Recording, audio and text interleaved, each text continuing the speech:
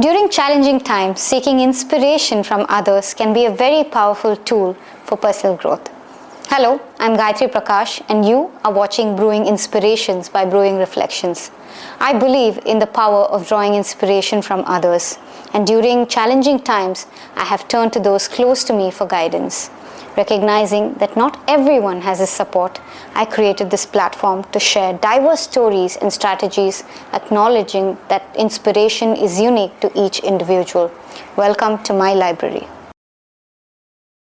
India wants to become a developed nation in 2047, which is our big dream. So, where do you see us headed, sir, from where we are today? Whichever country empowers entrepreneurs, especially women, what happens is this entrepreneurial ecosystem should grow and thrive. Those are the people actually can pull the people from the bottom of the pyramid. We collect so much data day in, day out. There is no nook or corner of this country where data is not being collected. What we are missing is, I talked about earlier, is the larger product development opportunity, right? So now, why is India only making generic drugs? And we are worried about patents and all these things, the Pfizer, all these companies making. No, you can create your own Pfizer, right? So that addresses 1.4 billion. How important is mentorship? One, for the young Indians, and also mentorship for the government. When I mentor people, I take very deep interest in their personal progress. It's very important for you to recognize that that is the responsibility of being a mentor. Multiple mindsets. So can you speak up, because you're doing it in different spaces? How are you able to manage? In the Air Force and the military training, you don't give up. Correct. You fight till the last breath, right? And the other thing the training helps you develop is you lead from the front.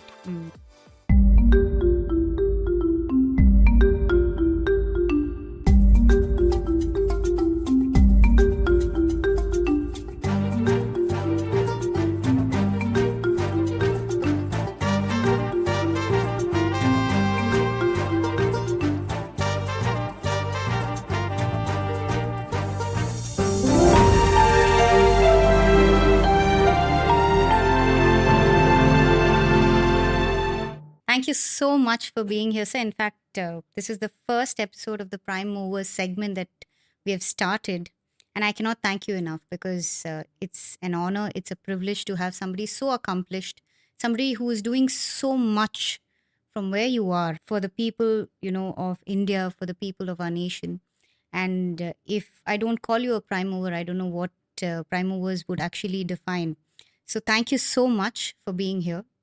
Sir, I want to start. Well, thank you for having me. First of all, it is an honor and a privilege to chat about the causes and that I believe in, and what we can do as an individual, as every single person, to be better in our life, as well as to how can we contribute to empower someone else's life. Absolutely, also. Sir. And I think you Thank speak for many, and you will speak to kind of inculcate a lot of thoughts in us today. So with that, I want to start. What do you think? Where do you think we are headed? See, India wants to become a developed nation in 2047, which is our big dream. Like the American dream many had in the previous generation. This is a dream we have today, to become a developed nation, to have that status in 2047. So where do you see us headed, sir, from where we are today? We'll start with that small question and then we will expand. Yeah, I'm always optimistic. As long as we have the culture of learning, the culture of innovation and competitiveness, so we will for sure become a developed nation. So when you talk about developed nation, it is not about GDP growth alone, right? Yes. I think we just have to be very clear. The distinction between developed nation and developing nation is per capita GDP. And I have spoken in multiple interviews and forums also.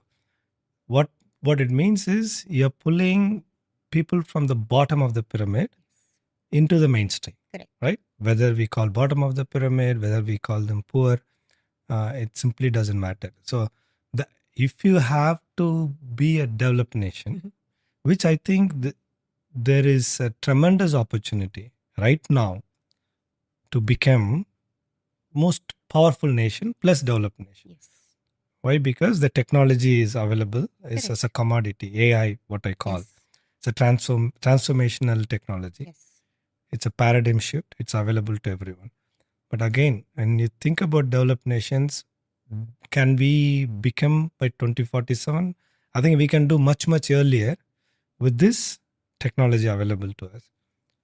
But the larger question we need to ask ourselves is, are we culturally, notionally, are we ready to become? Or our entrepreneurs are being promoted or encouraged to drive those innovation? Whichever country empowers entrepreneurs, especially women and children, what happens is these entrepreneurial ecosystem should grow and thrive. And those are the people actually can pull the people from the bottom of the pyramid. Absolutely. Right? And that is how you increase the per capita GDP Yes. by simply creating more high paying jobs, give Correct. them better opportunities, better pay, and you uplift them. So the ecosystem thrives. So hope that makes sense, right? Absolutely. So Absolutely. that is how we create. We become a developed nation by promoting entrepreneurship, innovation, and building capacity. Number 3, right? That is how we do that. Yes. Right. Yes. So it's wonderful that you spoke about this and about technology. Today, a large part of what we are going to discuss is also about technology and where you come from, AI, be it data or cloud. So, in a developed nation, what we build on is institutions, we build on infrastructure, and we build on the intelligence. Whereas AI and, data stand in this triad for India. So why I ask is that it's become, it's no longer an option for us. We have to be there, right? Right. So can you speak about that? How are we building it? Where is this sitting in our country right now? The triad of institution, infrastructure, and intelligence. So this technology is pretty unique in the sense it is available to everyone who seeks it. Correct. Right? Correct. So we can always talk about GDPR, like data protection, privacy, and all those things. That simply doesn't matter. Correct. Okay, so I think we have to have a clarity. Data protection and security is utmost important. Yes. Right? But then what we are talking about innovation and access to technology. Once you have access to the technology, you can drive innovation. Correct. And once you have both, then prior to that, you also have to think about privacy, data protection, and all those things. So infrastructure, what we mean by infrastructure is, in terms of AI world, we call it as a stack. Okay. Right? One is the chipsets. Starting with energy and power is the bottom layer. Right. And then you lay a chip on top of it. Then you create an infra compute layer on top of it, like chips and compute. And then you build models, the language models. Then from language model, you build application. Right. So this is the stack, give or take, that's a stack that we are growing into. So what will happen is, because now these stacks are available for you to access. Right? Correct. So you can, and without any restriction, like somebody innovates, let's say someone creates a new model in any part of the world. Mostly it comes from US. Right. It is available to you straight away. Yes. Correct. Yes. Straight away meaning without any delay. If it is available to me in US, it's available to you here. So there is no disparity. There's no barrier to entry for you to drive for product development or innovation. There's no barrier. Correct. Earlier, technology used to be a barrier. Correct. Right? So that is why we used to tell all these innovations are happening in North America. We have the technology issue. Yes. Number 2, intelligence has become a commodity. Yes. Right? Yes. So that is what exactly. your question you're asking. Yes. Now you have Shakespeare with you. You have Einstein with you. You have best of the medical researchers with you. So there is no option for us not to recognize. Right. these things that are available to you. Intelligence is a commodity. Yes. Like if you have Einstein and if you have so many powerful intelligence accessible to you, what is the excuse you have? We don't have much excuse, right? Absolutely. We can't. Absolutely. So the question of developing nation, access to technology simply doesn't exist in this era. And that is what we need to really take a deep breath and comprehend. Correct. How do we skill our people for that? How do we use this technology Correct. to create efficiencies in the system? Yes. If you are in a pharma company doing a drug development, use this technology to innovate at par with Western countries. Correct. Who's stopping you? Nobody's stopping you. But if you are all a service provider providing services, provide services that are AI-driven services, building small language models, domain-specific models, what we call RAG, fine-tuning, and all these technologies are available. You should be providing those services to them, right? So you have opportunity. Agriculture, you can completely reinvent. Supply chain, you can reinvent. So what I am trying to tell, நான் தமிழ்ல சொல்லணும்னா இதுக்கு வந்து எக்ஸ்கியூஸே கிடையாது. Not to innovate and invent, there's no excuse at this era. Absolutely. Right? Absolutely. It is our own culture, our own our limitation in mind and thoughts that is going to keep you backwards. Also keep in mind, this era is not going to wait for somebody else to innovate from somewhere. People are moving at every week. The shift is happening. Yes. Technology shift is happening. New technology is coming. It's never I have seen in last 30 years the proliferation of technology and commoditization of these technologies at the scale we are talking about. Yes. Right? Absolutely. So that is what you need to think about. If intelligence is available to me, what am I doing with that? Right? So that takes me a question I'd written for much later, but because we touched upon this topic, I'm very excited to ask you. See, in the global eye, right, India has always been a partner to scale. We have so many companies investing in India to scale their business, right? Have they started looking at us as co-creators? Has that shift happened? Because you are somebody who sits in the US for a large Major part of your time, year. So tell me something, sir. In your boardrooms, is this something that you discuss that India can be a co-creator? We are using that enough. There's enough intelligence. There's enough people. There's so much potential. Is this a conversation that you have? Is this a conversation there is abroad? Because we are having a lot of infusion of funds from other countries into our country. But are we being taken seriously in that fashion? I think the question itself is I'm kind of trying to put it in a correct way. Yeah. Indians abroad do very well. Yes. It's not Indians or a particular country. Yes. It's as a humanity, as a human being. What are the challenges we have in this region is what we should be thinking about. So when you talk about India as a whole, we thrive. Yes.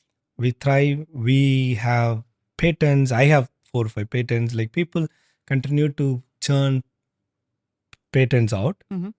And they are at the leading and bleeding edge of the technologies all over the world. So the same people. Yes. Who got educated here. Yes. Right? Yes. Like some of us from a rural part of Tamil Nadu or India. When we were pushed to the limits and we were given an opportunity and we dream larger, we dream bigger, we are able to accomplish wonderful things. Absolutely. Correct. Absolutely. So the point I'm making is it simply doesn't matter whether we are thought as a co-creator or not. India as a country. Yeah. Right? That's what I think you're asking, yes, right? As a country you're asking. As a country, yes. What I am challenging the thought itself. As an individual, you are wonderful in your own way. You have the wonderful opportunity to innovate. But something is stopping in this region. What is that something? I spoke about it. It's the promoting entrepreneurship. Right. access to capital for them. Yes. So take a step back, Gayatri, and think about it, right? Microsoft, Google, Facebook, Apple, Amazon, where did it start? And from the garage. Yes. That's entrepreneurship, right? Yes. Now, Apple or Microsoft is as large as an Indian economy. Yes. Right? Yes. They are 3.5 to 4. So think about it, really. Just again, take a deep breath and think about it. If one company starting in a garage can become a corporate that has almost equivalent to the GDP of the world's fourth largest economy, what is stopping us from doing it? Correct. That's the question we need to ask. Absolutely. You are always co-creator. We are the most innovative people. Yes. And I take immense pride in telling that. As a Tamilian, right? I have immense pride in telling that, because again, I'll draw a parallel here. 3,000 years before, we have technology in Kilidi. In Kilidi, we had the absolute weaving technology. Right? We have pottery. Yes. You have people writing language, common people writing language. Correct? Yes. And you have the language was spoken and written scripts were there. Yes. With the common people. Correct. We have all these Tolkappiyam, all these things are Sanga Kalamla irukku. Yes. I'm trying to draw parallelism here, and hope it makes sense. But somewhere in the span of centuries, we became unpad, meaning we were not, somewhere we lost that. So again, the reflection we should have, everyone should have, is it is not which region we are sitting. What is how the ecosystem, including the government ecosystem, the private equity players, the VCs. I spoke about these 5-6 companies starting in a garage. Yes. Same thing can happen here. Yes. And no better time than using the technology that can actually create wonders. Absolutely. Like AI. Absolutely. Every in college can have an incubation hub of creating products, and we can become like China. You can become your own consumer driven economy. Then your reliance on other countries will be different. While you are innovating these products can be thought about having global reach. Right? Now you can create products and forget about services. Services, we are always at world class. Correct. Right? Correct. In the product side, unless you create a product and innovate at scale, the recognition of the question, the core of your question, are we thought, is the world thinking as co-creators or innovators? So the challenge we have in front of us is, can we really create this product that and innovate at scale and deliver to the global needs? Then you'll be considered as one of the best competitor in the world. Yes. Vice versa of the North American or European countries. China is at that place.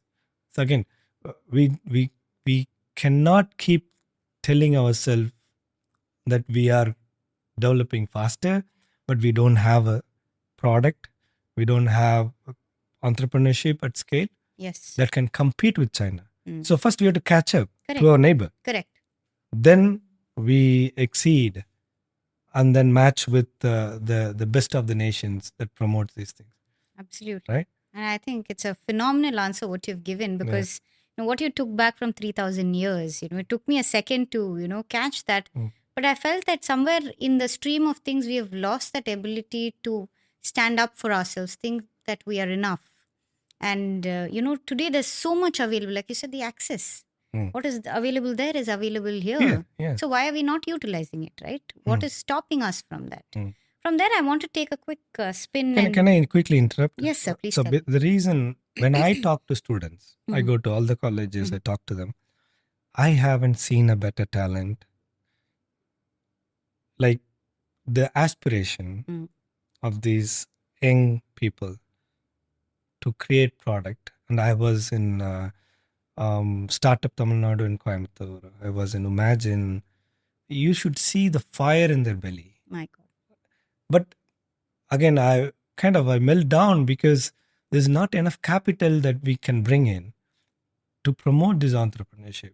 Can we do that? Answer is yes, we should. We should be able to. But then you have a larger question to ask in terms of how are we subsidizing it? Are we, if somebody is taking a bold attempt, they can continue to fail, but as a person, they're not a failure. Yes. Correct. So that is what we keep. So we need to promote the culture of you can fail fast. That is the philosophy we practice in Microsoft. Okay. Right? Fail Wonderful. fast, but keep learning, keep doing. Yes. That is the reason why America is in this state. Right? All these. So let's just take a moment to think about the character of Elon Musk. Right? He's a PayPal founder, sold the company, started another one, Tesla. Then from there, he made his money, then continued to invest on SpaceX, which nobody is dreaming. Yes. He dreams of going to Mars, right? You don't have to be that crazy, but think about how one entrepreneur continued to develop multiple businesses Yes. and grow it at the world-class company. Yes. So those are the lessons we should learn. Let's not worry about him as an individual, right? But what we need to think about is how is that person having that ability to start a company, sell it, invest it, start another bunch of companies, grow it, make it as a top notch in the world, and continue to accelerate innovation. So I think, are we different as a human being? Probably not. Yeah. Right? But he has access to the capital. Correct. He has the best of the engineers working for him. Correct. Right? Correct. And are our engineers, are we less? No. No, not at all. Absolutely not. I'm seeing it. They have everything they need. Access to the technology like we talked about is there. Can we get more capital infusion? Can we provide more funding and give them an ability to monetize their innovation?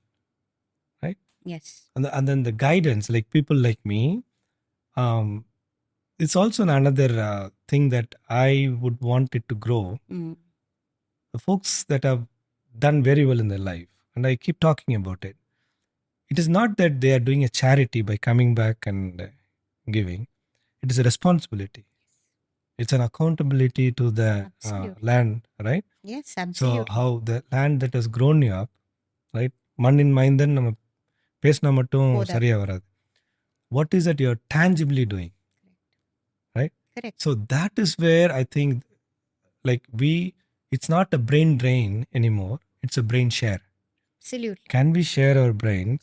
Like what you are asking me is nothing but I'm sharing whatever I experience. Correct. Good or bad, doesn't Correct. matter. Whether I have achieved greatness or I'm in the learning curve, doesn't matter. But we are sharing the brain. Yes. So if some of the youngsters take this one and build this resilience and capacity, build resilience, and then perseverance, right? So you will have challenges, but then resilience will help you out. Correct. But you also have to have like your own story, like you continue to march forward. Yes. With all the challenges. Absolutely. The perseverance is at most important to be focused on what we want to do. Absolutely. Right? Those are the characters that define people in the developed nations. Not that I'm not telling we don't have it. Yes. But we need to empower them with that. Yes. Long answer. No. But this is important very for us valid, to recognize. Two very important points that I take from this particular answer of yours. One is, you mentioned Elon Musk. He has had many failures himself, but nothing stopped him because he was able to step back and look at the process. The process failed. It was never him. Yes. So this is very something that people will have to change their mindset. The minute we fail at something, we take it so personally and we withdraw. Right? But that's not how it should be. It should not be. That takes me to the second point where you speak about mentorship. Mentorship is widely spoken about today. Mentorship at the right time, right place is so important for entrepreneurs, even for policymakers, even for governments. So this is something I wanted to ask you. You come back here so often. to mentor. You go to so many institutes, so many colleges, so many schools. You also parallelly speak to the government. You do so many things. You're trying to do so many things with them. How important is mentorship? One, for the young Indians, and also mentorship for the government, because government bodies should also be tying up with corporates to take guidance from them, because like you said, access to capital, access to so many things are higher at any given point, right? So can you speak about this, sir? It's a very interesting topic for me, because personally this is something that has always intrigued me. What is this mentorship? How can our government take this sort of mentorship from important people, people who have been successful, people who are able to enable, and take that guidance and use it for the people of the state or the country? Yeah. And see, again, mentorship doesn't need to be coming from people from Western world or people who have gone out of the country. Not right? at all. So the mentorship can be from people who are leaders in their own might. Yes. Right? A leader can tell about the resilience we talked about, Yes. the perseverance we talked about. The character building can be a mentorship by itself, by seeing people who have failed, achieved something, like, that will build a different character, right? We always look upon the Western world to find mentors. In my example was also, the reason is Elon Musk is a different thing. We can take examples of any successful businessman here, like starting with Ajim, Mr. Premji, Yes. to Infosys, Narayan Murthy. My biggest inspiration is my own CEO, Satya Nadella, right? So the empathy he brings to the table, and the learning, the push for learning, innovation, fail fast. We live as a culture. That's one. But that is what the character we need to push into our youngsters. Whether it comes from me, because me talking to people, or you talking to people, or their own professors talking to them. But the real need for mentorship is being truly authentic. It's not preaching. Correct. Right? When I mentor people, I take very deep interest in their personal progress. Right? This is very important for you to recognize. Yes. That is the responsibility of being a mentor. Yes. Right? That means you are challenging them. You're not just appreciating all the time. Correct. You are letting them know this is where you, normally most of them do, but you also have to sign up for their success. Again, you can only take the horse to the water, like, then whatever is that, right? The thing is that then it has to drink it by itself. Correct. But here is how I think about it, right? One is giving them the type of learning and mentorship, but also through the network, opening up opportunities for them. Yes. In fact, you're doing both. Yes. You're taking the horse to the water. We're also telling the person how to drink it. Correct. So that means in my mentorship, the way I think about it is creating opportunities and pushing them into take the opportunities, even though they're scared to jump and take. Yes. Right? Yes. That's a different way. Correct. Right? That is one part as a personal thing. Yes. Why I keep going back to the same thing, that people who are comfortable there, there might be a couple of reasons why they are not, why they are not able to mentor as much as they want to. Right? One is there is not much awareness of what the needs are here. Correct. Right? And then people are also thinking about their life there and countries they are settled. But what you and I should do is we should call upon them, and we should sometimes let them know there is a need. Right? So அழுத புள்ளதான் நம்ம சொல்லுவாங்களே, crying baby gets the milk, right? Correct. That is how we have to reach out. There is a platform called LinkedIn, you know that, Yes. right? What does it do? It just networks people, Yes. right? People Yes, seek yes. for opportunities, Yes. get this thing. You may not get the right response first time, but if you have the perseverance, you can network. This is all Correct. about networking. Correct. Correct? That's one part. The other part, what I'm you asked me is about what the governments can do. Yes. I really don't know what how to put it. Right? It's not the particular government or anything like that.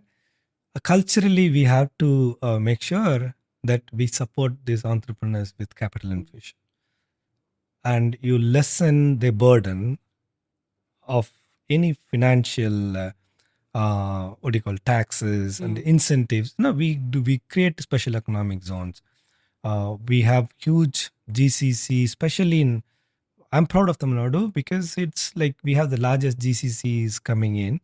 All the states that have understood the real way to economic progress is by creating opportunities that are high paid opportunities. That is where the economic growth engine Growth is. really lies. Not because we throw incentives at people. Definitely. Right? Definitely. So, what can governments do better? What can policymakers do better is there a model you can follow? How is that countries that are doing really well, what are they really doing? What they're doing really is they give access to capital for these entrepreneurs. I keep talking about it because that is the prime thing for them to grab and innovate. Correct. And then in China, they handhold them to take the product to the market if you're bright. They actually invest in the company. Wow. Right? Think about it. They actually invest in the company, not angels, not VCs. They actually invest in the company. And if you are a brilliant set of bunch of youngsters creating a product, they hold it together. They take it to the market, and then they infuse more capital for you because they want to compete against states, yes. USA or whatever is a which. So we should have the same drive of holding, and we are doing a wonderful job. By no means I'm telling that we are not doing we're it. not doing it. But what I'm telling is we have to accelerate massively. Exactly. That right? was the word I was thinking. So we have to accelerate in a massive way, and without is the it's not about everybody will tell, right? System is corrupt or system is. That's not the point. The point is we are creating a process in a good faith, but when the process itself becomes impediment for acceleration, then somewhere we have to manage it, right? Absolutely. And these guys, in next 5 years, if our youngsters have a free ride, or free ride meaning that they get the capital, they get the access to the technology, and the drive innovation, they get the government support. I don't see a reason why that 2040 or 47 you talked about, that can be much shorter. Because there's so much to do. Absolutely. You can manufacture chip here, you can innovate chips here, and we are short of GPUs there is so much demand, so little supply. And you can produce your own GPUs. Wow. That means you have to innovate at the chip technology. You have to manufacture chips, and you can become a chip manufacturing hub. These are all, see, again, I want to dream big. Yeah. Right? It's not the smaller steps, incremental steps that's going to make us super powerful. Yes. It is the larger vision. Steps. Yes. So again, let's go back to the same example you talked about. One crazy guy thinks he can launch rocket to Mars. Yeah. He did it, right? And then he's building it out. Correct. Right? As a commercial thing, and in future he might build an AI data center there. Yeah. Which the power is a major concern we have, but he can now put quantum and AI chips there in Mars and still have access through his Starlink and other satellites, right? Correct. So it's not enough to just dream big, but when you have to do something bigger than yourself, the entire ecosystem should has to change. In other words, change and support. Absolutely. If you don't do that, guess what will happen? Everybody will be so proud of our culture, but people will continue to migrate. Correct. Rather than keeping the ideas and innovation here, you will have that challenge of why people are leaving, why we are the best. So that debate is not required. Absolutely. Right? It's fantastic, sir. What I think, it's been. I'm I being mean, so much learning. I mean, you're being very spontaneous, but it's yeah. amazing because it opens you out into things that you never wanted to, talk about. Talk Right? about It's yeah. very interesting Yeah, that that's why I don't take questions ahead much of time. before, because my No, it own makes sense. It makes absolute sense. And it also keeps, for me, it keeps it flowing. On the go, yeah, I think you're about a doing lot well. of Yeah, correct. questions. Yes. So let's get into slight nitty-gritties here, sir. See, we collect so much data day in, day out. There is no nook or corner of this country where data is not being collected, right? From your tender coconut water vendor to, a big mall. Everybody has a, phone pay or a Paytm or, what are the different apps. Now we are collecting data everywhere because there's internet everywhere. So, are we able to process this kind of a data? Are we just collecting data, or are we actually today thinking about, decision intelligence? Because that is important. We spoke about multiple things. Decision intelligence is so important even to create these things. For instance, you want to empower an entrepreneur today. The government also needs their decision intelligence, right? What data they are collecting, they should be able to process. Do you think we are already starting somewhere, or we'll be able to, kind of build towards that? Where is the mindset, sir, from where you stand? Because you are in and out of this industry, this business. You know how things get done or how it has to be done. So when you look at it from a bird's eye view, what do you think we are headed towards? Where do we stand right now when it comes to data intelligence? No, so data insights, what we call. So insights gives you, or in other words, decision intelligence, Yes. right? So basically, what you're telling is, we have so much of data, you can create some wonderful insights and use the insights to make meaningful decisions Yes. across. It's absolutely, whoever wants to do it, they can. That's what I keep telling. Whoever wants to do it, they can do it. The beauty of this country is, let's start thinking about the healthcare data. Yes. Right? Yes. You have probably 140 crore, Yes. right? 1.4 billion people. People. Give or take, let's take a data from billion people. You have go to primary care or go to hospital. You have so much of data, healthcare data. Guess what? That's a gold mine. Yes. For drug research. Yes. Right? So all the diabetes, heart diseases, whatever you have, especially we are so prone to those things as an Asian, right? Pacific Islander Asian, we have all these things. But that is the gold mine for the drug companies here. Can these data be shared anonymously without sharing the personal information? That is a governance decision we make always, right? Can the insurance company monitor this data and tell them, hey, you know what, you have to go for a walk. See, the idea is, these are different monetization opportunities we never think about. Correct. Your question is very simple. Yeah. Right? Meaning, are we using the data the way we want? We should be. There should be. My answer to that is, we might be using in some areas. Those who are smart enough are collecting the data and using it. Financial data is used by banks for selling, cross-selling, upselling loans and other things. Definitely being used. Yes. So you have in doctor's office, you have the healthcare data. They are using it to return for treatment of patients and giving better services. The data being used everywhere. But what we are missing is, I talked about earlier, is the larger product development opportunity, right? So now, why is India only making generic drugs? And we are worried about patents and all these things, the Pfizer and all those other companies, Merck, all these companies are making. No, you can create your own Pfizer, I'm telling you, right? So that addresses 1.4 billion, and in fact, half of this Southeast Asia, right? Yeah. Probably 2 billion people, you can have a drug specific to them. Correct. Right?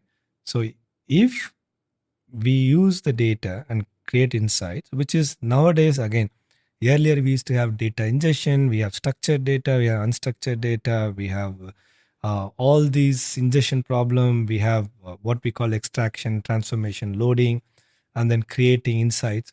Those days are gone. That's why I keep telling, if you push this data into language model, it will create its own insights And in fact, it will make actionable recommendation also. Right. So a 6 to 8 months of work is being shortened to 8 minutes. Absolutely. So yes, short answer is the data should be used effectively. Are we using it? No. Can we use it? Absolutely yes. And can we use it to monetize and build product? That is where we should go. It's a perfect answer. I think we just have to, I think it's all flowing very well in the sense that you're talking about how we should have the access to funds where we have, there's mentorship that is pushing you towards making that move. Mentorship that's not limited just to showing you the path, but telling you how to do it and making sure you do it. Yes. Like the action is taken, right?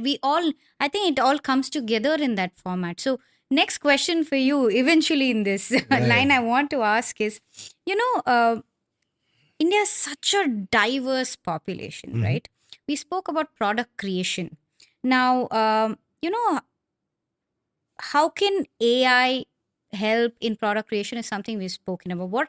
But how do we make it something that is available for everybody? See, still a lot of technology, a lot of products that are available are only still, available to the, I won't call it elite, but a certain, over a certain class. It's not available to everybody to access. There's quite the disparity, I feel, here and there. How do you think we can close bridge that gap? So, the technology is available to everyone, right? Whether, as I keep mentioning, whether you are in the nook and corners of the village or you are in class A or tier 1 cities, the technology is readily available to everyone, right? In terms of technology. But in terms of product development, the mindset is not there. I think that is what you're exactly telling. How should we build this mindset of innovation and product development? Exactly. And for that, you have to have a much larger, better infrastructure, right? Again, if someone needs to create a product or services, then are we encouraging them? Are we giving access to that technology at the time they want? Correct. And is it affordable? Correct. I think the last point is so important because affordability is one of the key, blocks. Correct. For us to, push that forward to even the nooks and crannies of our country, right?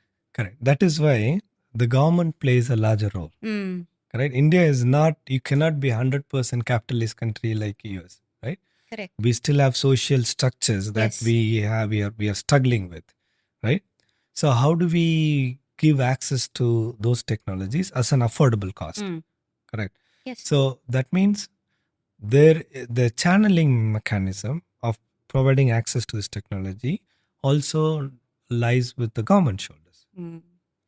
Are these high-end technologies available to the schools? Yes. Fortunately, in Tamil Nadu, we are doing a great job compared to any other state that I know. I don't know, right?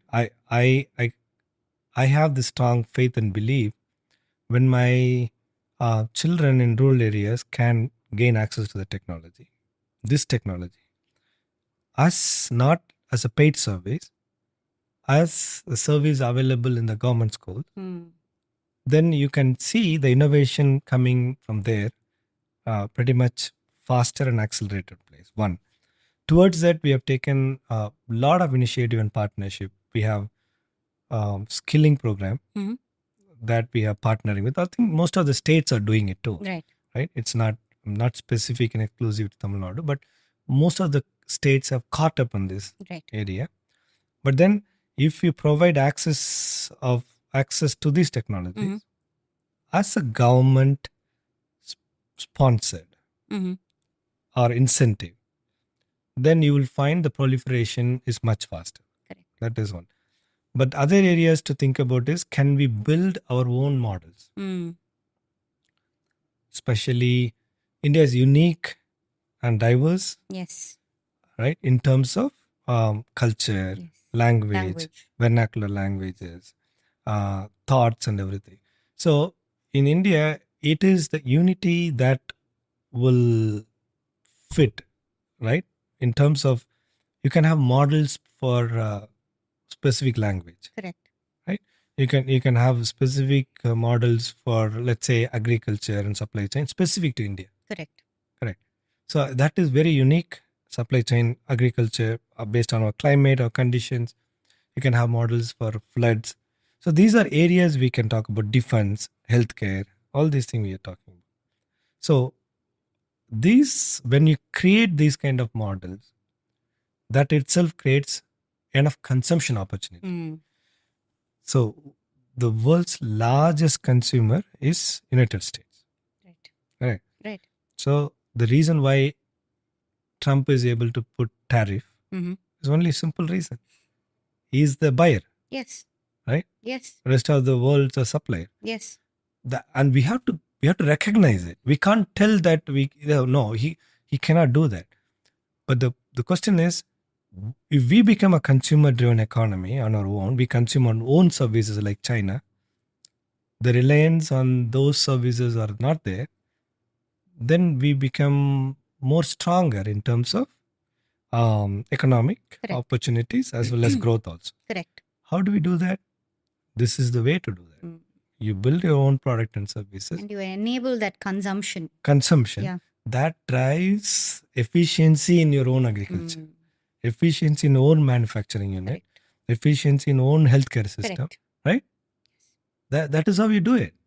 You have to become your own consumption-driven economy. Absolutely. Right? Absolutely. And that consumption-driven economy should promote entrepreneurship that are local. Correct. Right? That is where, that is how it will shape up. We can supply to Africa, we can supply to any part of the world with the models that we build. We build here. Correct. Yes. Yes, absolutely, sir. I think it's a fantastic answer that you've given me. I want to understand, you spoke about schools and how we have to go to the grassroots to enable them to also consume. But how ready are we for AI consumption? How are we, are we ready for AI to reach, the young population? Because see, there is a threat. Let's be very aware. Simple things, even a GPT, for instance. There is a threat that it can be very easily misused by mistake also. When it reaches the young children, how do you think that should be handled? Because we should have so many layers of protection, right?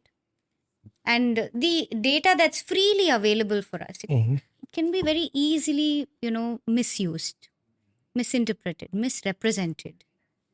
How do you think we can protect our young next generation? Yes, youngsters. our young from this, because it's very scary. Even today, my son tells me, if he wants something, he doesn't say, "Can you check and let me know? Can you read about it?" He says, "Can you check with ChatGPT?" What's wrong in that? 7 years. What is wrong in that? Nothing is wrong in that, sir. My point is the reliance on that is one thing. It's a small thing, but my fear is that tomorrow it should not become the companion that that they do not have. It's a bit scary, right? Yeah. But there is also the wrong, there are so many things that could go wrong with AI also. But are we ready for it? Are we mature enough to take in AI in that large amount, to push it down people who are still, not fully open to what could happen? Are we ready for that? Yeah. I think I hear a lot of concern. Yes. One is safety. Yes, What you're thinking, absolutely. what you're telling me is, yes, I have an ethical concern, I have a safety concern, I have a content concern. yes, right? Yes. I think it's overrated. Meaning you're overthinking. Not you specifically. Yeah, I know. I understand when you say people who have this concern are overthinking. Yes. A kid has to grow with this technology. Yes. No matter what. Yes. Right? Your security system will be enabled by AI. You will be monitoring, AI will be monitoring. Every single thing is being infused, starting with your device to when you, your healthcare, your banking systems. So if you look at all the basic needs, will be always empowered, driven, and will be made more efficient. Correct. By this technology. Correct. But then, can I use the technology to learn, to be creative, to be innovative? I think your larger concern is somewhere down the lane, the kid might lose its creativity. that is maybe one. The other one you're thinking is the safety and over reliance on the over technology. reliance, safety, and the protection of the input that, for instance, any child for that matter, right? In a school, for instance, you give AI, that can be freely used.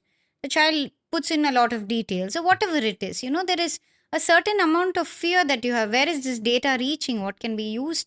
Can it be used for this? So many things that bubble up in your mind. As I mean, as scary as it is for myself to say this, it may sound like I'm not educated enough to understand this, but there is fear that misuse of what is available for them, misuse of what is being available to the companies that are consuming this data that my child is giving or anybody is giving, the unsupervised, the time that it is being unsupervised. What happens at that point? That is the main fear that I actually have.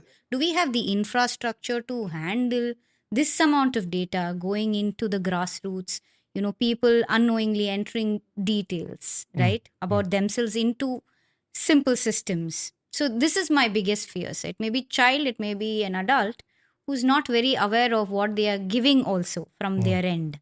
So this is what I'm talking about. Do we have the infrastructure today to handle this amount of data being collected? So the models are, I'll take some fear of something. It has to be governed by parenting too, and like mentoring and all those things.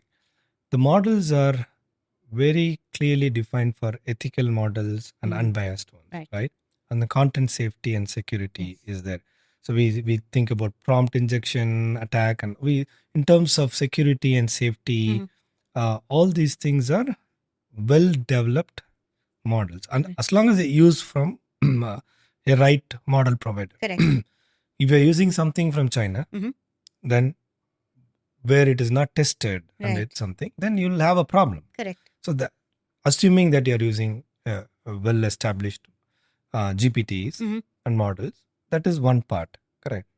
But the other thing is, the way I look at it is, the child can ask a simple mathematical algorithm to explain that. Okay, the benefits are there. The risk is also there, right? No, the benefits are you and quite I large. you and I may not be able to explain the way the GPT distills down from the PhD level, from the PhD level to the elementary kindergarten level, right? Absolutely. And it can create flows and all this. That's one benefit, is it? The other benefit is, are they inputting other risk you're talking about is, are we inputting something that the model can use it for your own privacy and all those things, right? So I honestly don't think so. Okay. No, maybe you're asking questions which is not supposed to ask, right? The child will have its own curiosity in terms of content, what they want to manage. Correct. And when we look at their browsing things, it's just like internet, right? Correct. You don't restrict the access to them or even screen time. My children have a very clear screen time. Okay. Right? And then I have the security software that lets me know what are they doing. So there are apps and applications you can use as a parent to govern it. Correct. But that should not be the reason why you want to shut down access or having this fear. That's what I'm telling. Yeah. I understand. Always remember, these technologies, the benefits far outweigh the risks involved. But I'm not telling it's a zero risk anything. No, right? I understand. But then there is also mischievous, not so well intended uses like deep fakes, creating things. How do we address it? From the last couple of years, I've been telling only one thing: you should be very punitive on this thing. Because you are not, the same technology can completely destroy a person. Mentally, emotionally, reputation wise. So how we can need to protect this thing is, there has to be highly punitive actions from the cybercrime, from the government side, of anyone who's caught in this kind of activities. Right? Absolutely. So that's another area that Absolutely. That's a long conversation, but those has to be punitive. Yeah. If not, the emotional struggle the person will go through, it's not simply worth it. right? So that is something that we need to Absolutely consider. not. And I think that's what I meant also. See, cybersecurity has been very strong in India in the last 10 years. The way that Yes. department has grown is phenomenal. But are we also ready for, like The you said, capacity. It's a question of capacity, capacity. exactly. Question of The capacity, right? amount, it's increasing, There's right? so With much is AI and happening. access, Yeah. we also have to buck up and build that parallelly. Yes. Right? The government has so much to start working on already if they've not already done it. Because when it goes to the grassroots and people don't know how to use this tool, Correct. right? That's where the difficulty really So comes in. there are instances I have seen that our government and institutions are using it very effectively. Mhm. For example, in Tuticorin, there is a project that is happening right now is live traffic monitoring Yes. to prevent crime and all those Yes. things, and the temple management. There are things that are shaping up in a wonderful way, which can be a benchmark for all these things. Correct. So we are using the same AI technology to protect people, Correct. to prevent crimes and everything. But if we cannot let the loose actors, the mischievous minds, to thrive on this. Yes. That is that. The faster we do that, and in Western countries, one thing is they do good. They sue the person, right? Yes.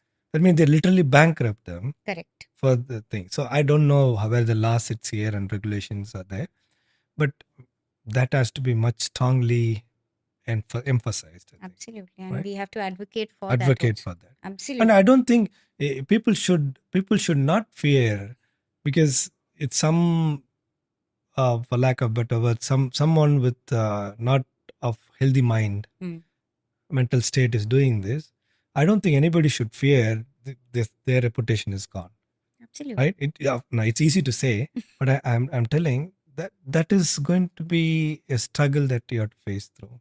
Absolutely. Right? And I think, that's where the learning also comes from at some cost, unfortunately. I think the learning comes from these places Yes. for us.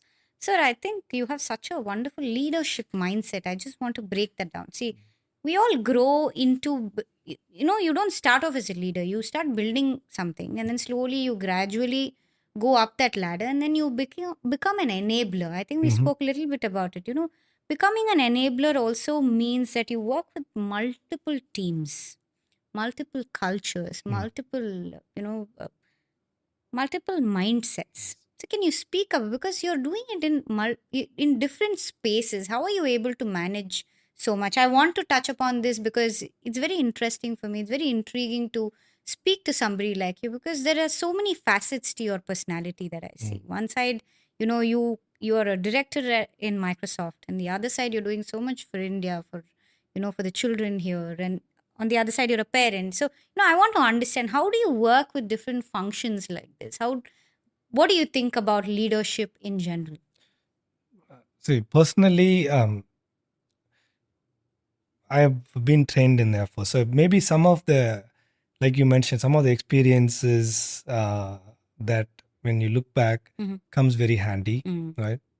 In the Air Force and the military training, you don't give up. Correct. You fight till the last breath, right? Whatever is there. Correct. And the other thing the training helps you develop is you lead from the front, right? So I think it is not about winning or losing. It is having the conviction you can get it done. So again, I left my pensionable job and I thought I can take the huge risk, because it's not about just being risk taker. Correct. But without conviction, if you just take a risk, right, and it's like falling off the cliff, knowing that it's a certain thing. But what you can do, certain qualities you can learn by observing. Certain qualities can be trained, and certain qualities comes from whether you call it as leadership or empathy, right?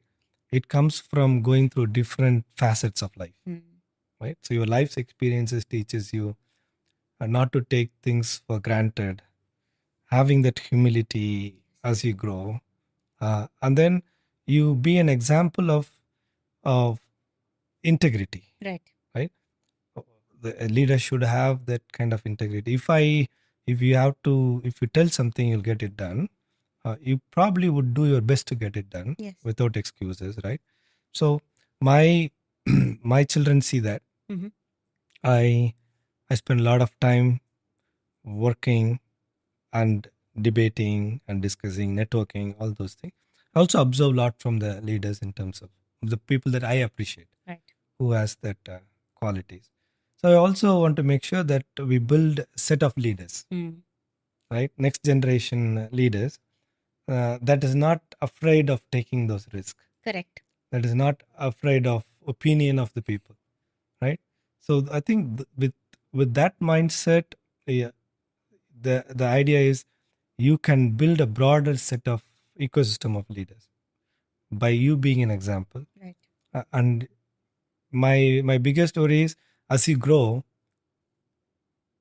how can we continue to maintain that humility? Because with humility comes more learning. Absolutely. Correct? Absolutely. So that's what I continue to think about, whether I'm leading or following or something, simply doesn't matter. But I have my own convictions in life that if I have to achieve something, I'll go 100% on it. Right? At the same time, it's also good to give back. Right. So what we call leadership is also serving. Servant leaders we call, right? Servant leaders. So my thought is, the more I serve people, the more I understand the needs, not just the needs, the aspirations and the strength of the person, and I get energized by that. Do I have the always the perfect, like, energetic time? I also have downtime. Absolutely. We go through the emotion, Correct. but you pick it up for a larger cause, right? Correct. So Absolutely. that's something I try to do. I think humility, like you said, is one of the biggest, characters we have to hold on to. Virtue and That's the having only fun. way you can Yes. grow. And Correct. of course, have fun Yes. while you're at it. Yes. So I think we spoke about, how you have come together as a person, the leadership mindset. I also want to understand a big part of your growth also has happened in Microsoft, right? Mm-hmm. What is Microsoft's culture like? And how do you build products? AI is a big part of what you do and what you build. And you're also using AI within your own product making, right? So can you speak a little bit about that and how, it affects India? Yeah, no, it will not affect India. It will empower India, first of all, India, right? yes. So the culture is, it makes people like me thrive, right? The one is the continuous learning. Right. So think about this way, right? Microsoft has to reinvent itself to the changing dynamics, changing technology. When somebody else was early mover in cloud and this thing, we came in, reinvented, and that's why Microsoft does every time. Like, you create entrepreneurial hubs in every part of the company. So every division acts like they are entrepreneurs on their own, building the products and services. And it's very important for us to recognize the culture that you talked about. This is about having and the inclusiveness. Right. How do we empower the creativity and geniusness of every person? Right? That is the core of that culture. What it means is, you by yourself, or you have tremendous potential. Right. Can you accomplish that as an individual? Number two, can you also partner with your peers to share this knowledge? And can you also use their work to augment your own knowledge? So we have three circle of measurement. Fantastic. Right? One is, can you realize your own potential? You have AI is going to be part and parcel of every single product we build out. Correct. Right? But if you realize the potential, can you also share it with your peers? Yes. Correct. Correct. Then we feel all these, we have such wonderful bunch of co-workers, leaders, enablers. And can we also take knowledge from them and learn something? That is the most, and augment it, right? You augment your learning every day. Correct. You contribute to somebody else's success. Correct. And you build your own capability. Correct. What else? It comes in a full circle. Along with that, lay on top of it a culture of empathy and culture of giving, right? And these are all, these are not just cannot be defined in books, right? Because the company, as every individual, have to practice this. Are there going to be different perceptions and exceptions within the company, outside of the company? Absolutely yes. The answer is yes. But as a whole, that's, we practice these different pillars of strength and contribution and sharing and empathy. Absolutely, we do that. So that's one thing.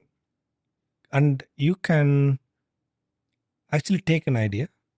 For example, I got this TEALS program to the Tamil Nadu school children. It's something that I realized that we have a program in North America called TEALS, Technical Education. We customized it to teach AI in Tamil Nadu schools, and the company fully supported it, right? And then there are no boundaries as far as the innovation and creativity goes. There's no boundary. I think most of the human beings, they assume boundary themselves. That is how much I can do, or most of us think this is what I'm designed to do. Correct. This is my limitation. Correct. I personally don't believe in that. I personally believe in, if you have that vision, if you have the conviction, and if you have the skill set, you should go ahead and do it, right? And that culture completely empowers you to do much larger than what you can imagine. Absolutely. And supports it without any bias, right? So that's the culture part. The other thing you asked about is product development, right? So in any product development, it is the diversity of thoughts. Yes. When we talk about India's strength, India's strength is diversity. It's unity. It's not uniformity. Correct. Right? So whenever, if you and I think the same way, there are one person too many. Correct. Right? Correct. That is uniformity. Correct. What we talk about is unity, bringing this diverse perspective from different region. The innovation thrives at that time, right? When you're talking the same idea that I have, there's no innovation. Correct. Right? Where is my creativity? Either I am just agreeing with you, or even if I disagree, I go with you. Correct. Correct. Correct. That is the strength in every product we develop, right? With this. Wow. First of all, we develop using our own technologies. It's eating your own dog food, we call, right? Correct. Using AI. AI is going to be the front and center of every single coding, every single product development. Every product we release will have AI as a part of the product. Correct. There's no other option anymore, right?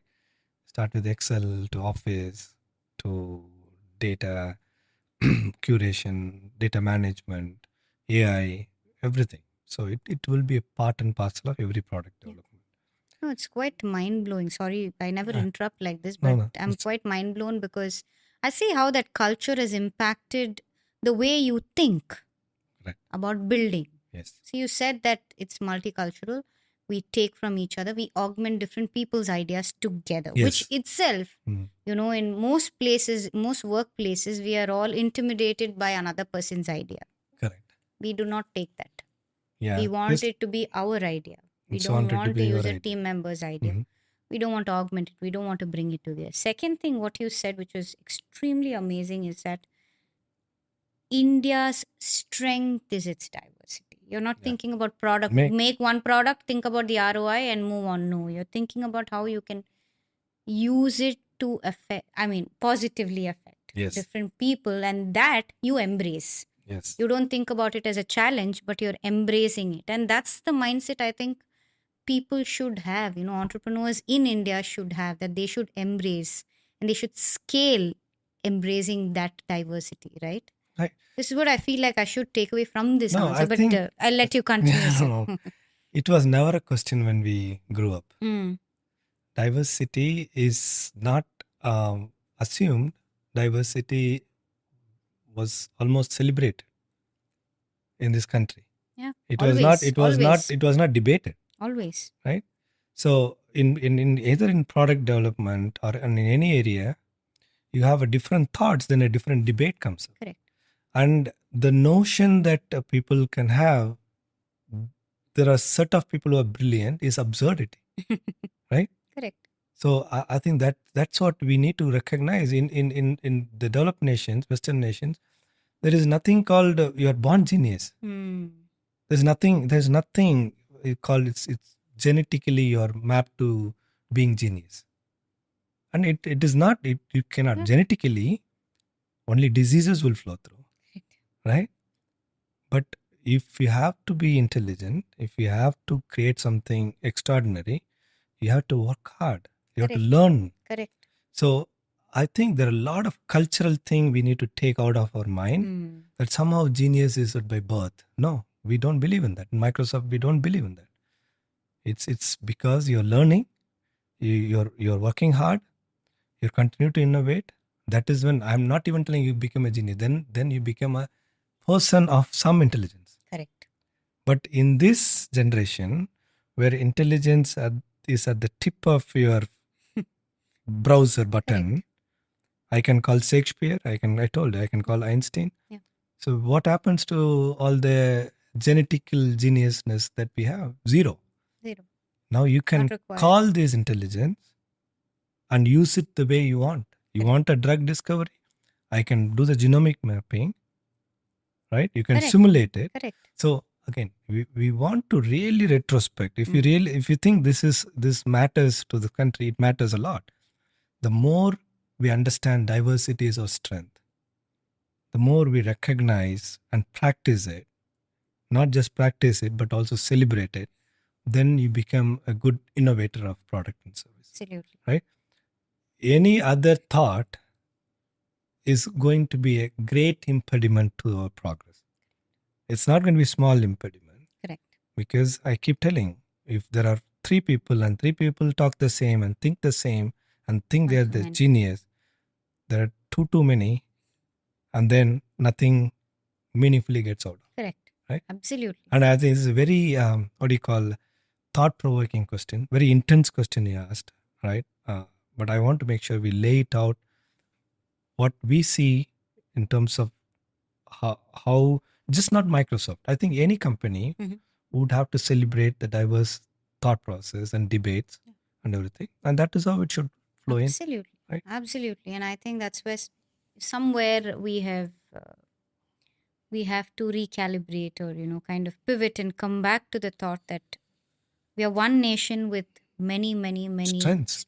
So many strengths, yes. Right? Yes. So many, like we have different cultures, different ideas about living, different thoughts. So many opportunities. At the same time, you can build a product that are exclusive for that segment, but also for larger segment. Absolutely. Right? And I think you're a great mentor because the way you're speaking, the way you are talking about how we can become, right? Developed nation, or, even in general to grow as a person, to grow as a country. I think there are so many wonderful thoughts. Sir, I know you're doing a lot of work with the government of Tamil Nadu. Can you elaborate a little bit about what you are doing right now currently for the state and for the welfare of our country as a whole?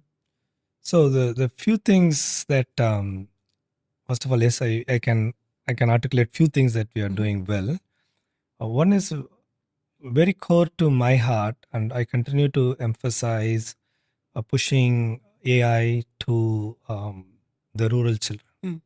It's very important to my heart, and it's how that is the way it is shaping up in this state. I'm proud of it. So again, are we going to be perfect in everything? Probably not. But the strides we have made is very encouraging to see. Because I have seen the fruits of the labor, talking to rural children, and they have built their own products and services from the rural side. Right? Some products, right? So that is encouraging. That's in one area. You continue to push, you continue to scale, push, and then it will happen. It will continue to expand and flourish in a way. You will see more of these children coming out and trying to become an entrepreneur. Right. That is important to have. the inclusiveness for coming from the Absolutely. different section of the Absolutely. society, right? So that's in one area. The other area is entrepreneurs.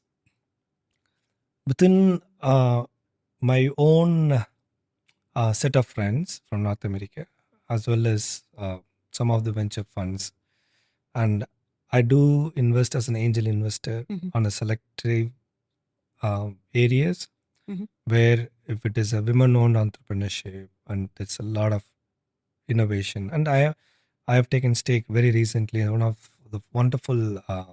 It's not even a startup; it's growing great. So very recently, last month, I've taken a stake on the company. But at the same time, we want to do more of these things, right? And we have a Tamil venture fund, especially focused on Tamil entrepreneurs. Okay. And they have taken stakes in, at least in my mind, like more than 40 or 50 companies. Wow. It's like not well known. Yeah, it's not. But when the opportunity comes to me or the partners, they evaluate it. Okay. They do the due diligence, and then they either put a seed funding, they put a big funding, right? I do on both sides. Both. Okay. Then even if you don't take the stake, I like to talk to entrepreneurs. So I, on my own time, I take time off to visit these conferences, Tamil Nadu, either Tamil Nadu Startup or Imagine or the RISE function that promotes global entrepreneurship for Tamil community. I personally take time off to come here on my own time and then make sure that I participate, talk to people, understand where they are. At least the least thing I can do is connect with people. Absolutely. So those are core to my existence, I would call, right? Connecting people, making sure if two people connect and they see synergies in this opportunity, then there's a possibility of they can do 1 + 1 is not 2. It can be 11. Correct. Right? So that is what my dream is. How can I connect more entrepreneurs together? If not, can I give them motivation? Can I give the ideas to build on the platform? So I'm very sure, and I have this conviction that world is going to be a beautiful and better place if we open our hearts and mind and connect the people and have that empathy and give them the right capabilities, right? That's I truly believe in. It has happened to me. It has happened to my friends. I have a lot of CEOs, a lot of friends that I have. They have dreamt big when they had nothing, but they achieved it, and they are contributing back to the society. Fantastic. So that's something I do. And also now recently I have shifted my my interest in to Sri Lanka. Okay. Where they are rebuilding the entire nation, and we are trying to contribute our best, me and my friends, Okay. to build schools or bring some GCCs there and all those things. So it's now from India to Asia. We're trying to Right. network and connect and get the things done. So Sirutuli Peruvallamari, small things. Absolutely. And the other thing, I think the proudest thing is I was sitting with the legendary actor Kamal Hassan a week before. He encouraged me to visit the Roja Mutaya library. Fortunately, I had an opportunity to talk to Mr. Balakrishnan and team, and they're doing tremendous job. And there is a solid passion from the global Tamil community to contribute, and those are the areas that we look forward to. How can we preserve this wonderful culture and heritage we had, no, as a nation broadly, right? But also as everybody does for their own state. Absolutely. It follows the principle of from your home, right? charity begins at Absolutely. home, right? Absolutely. So I think that is what we want to do.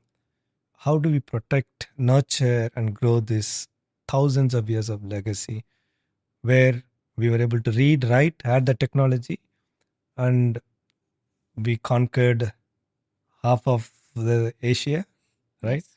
So those are the things that we need to start thinking about.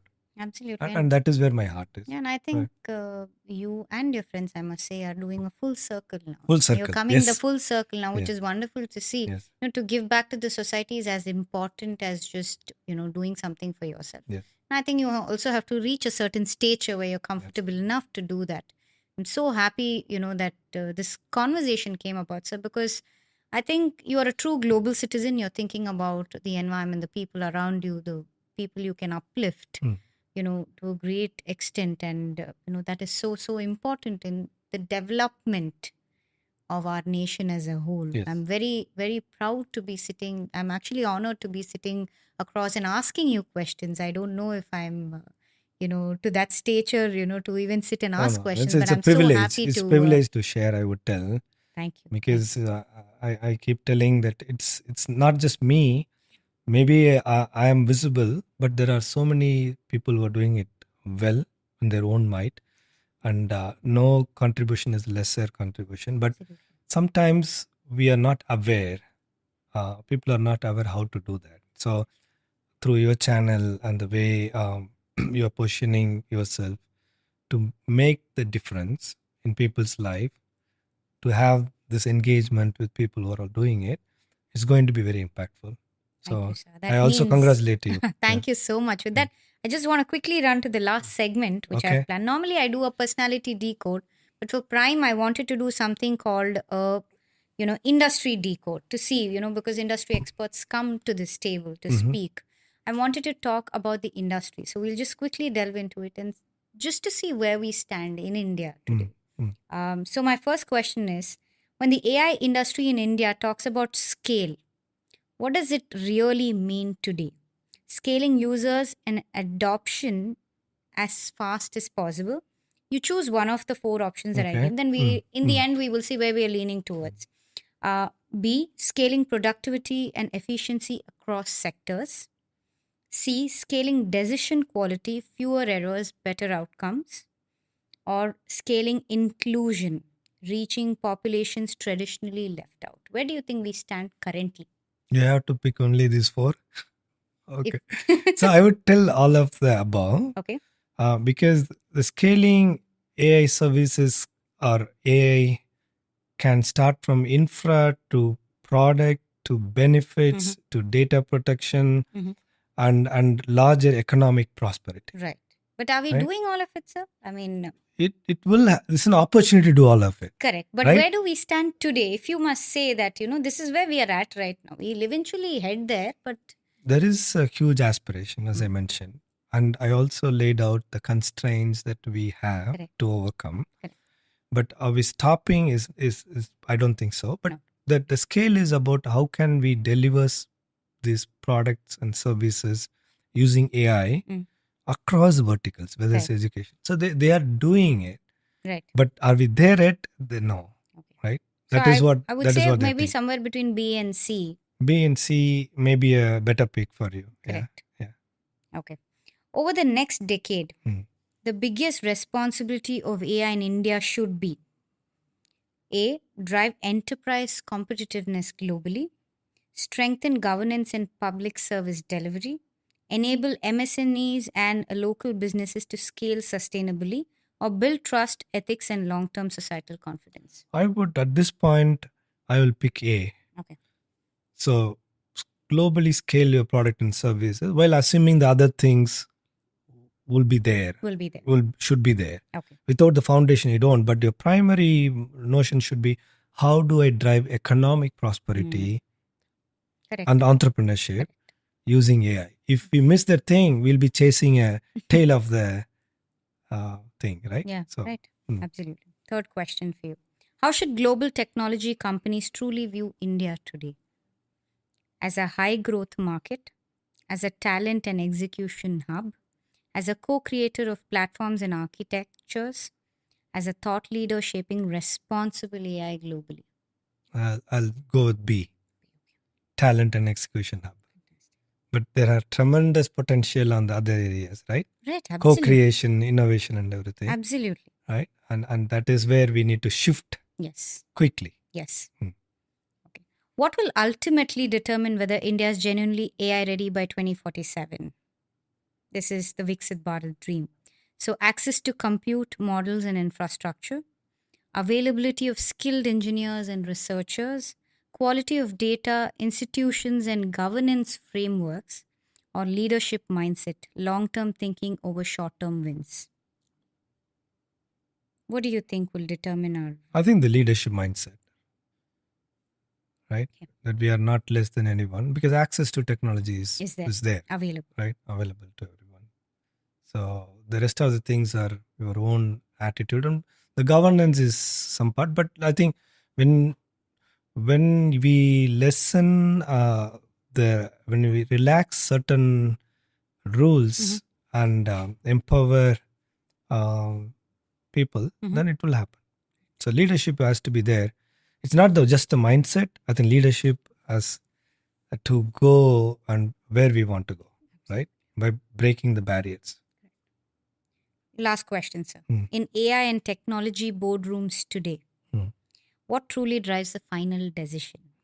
A, speed to market, competition, and staying ahead of the next AI innovation. ROI, efficiency, gains, and measurable business impact. Long-term capability, resilience, and strategic relevance. Or societal impact, trust, and generational responsibility. There is a bits and pieces of all of the above, but speed to the market. Speed to market. Because the innovation and the technology changes is so much faster.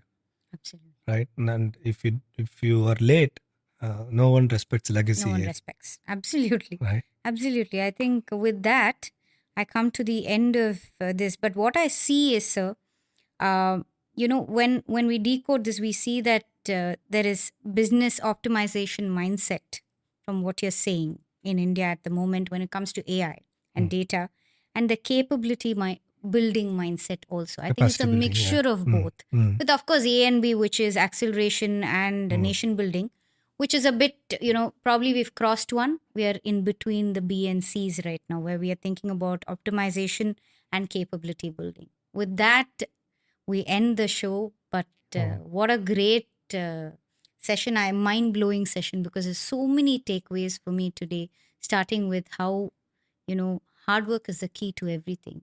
And you must dream big. I mean, big, there is no option there, right? If you want to be something, you have to dream big. You have to work hard. There are no two ways about it.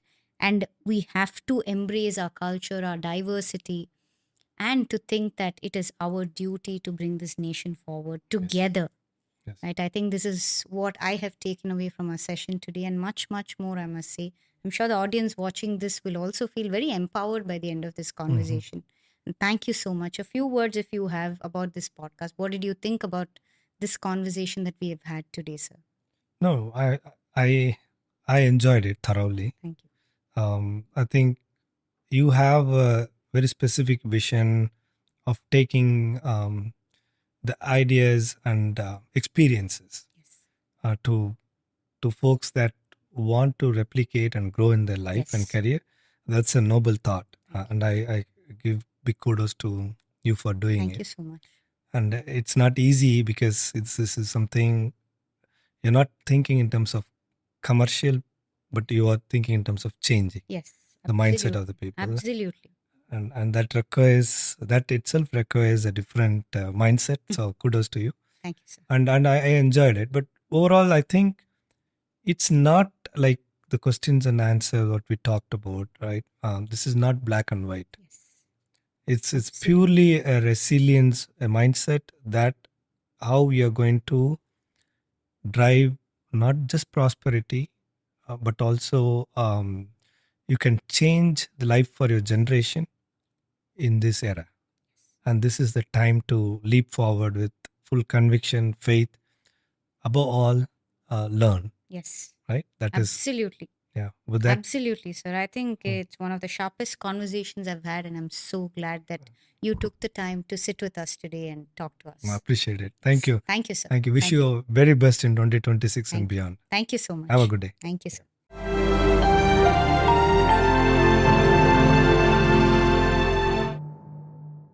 Thank you for joining me on Brewing Reflections.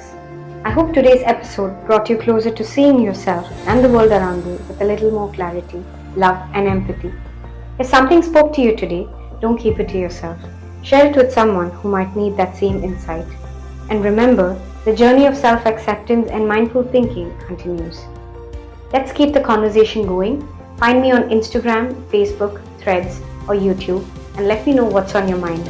Until next time, stay kind to yourself and keep growing.